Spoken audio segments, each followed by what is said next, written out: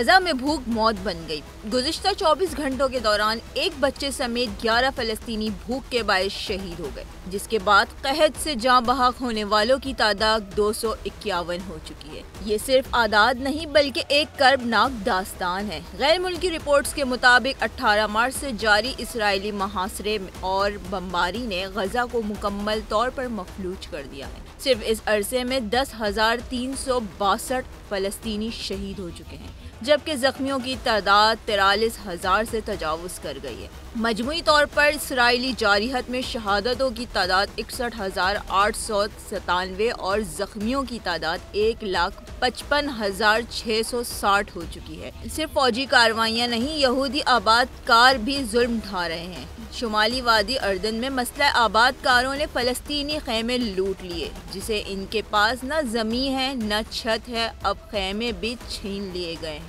वाज़े रहे कि गजा एक खुला कब्रिस्तान बन चुका है। दुनिया खामोश है और इंसानियत सवालों के कठेरे में है।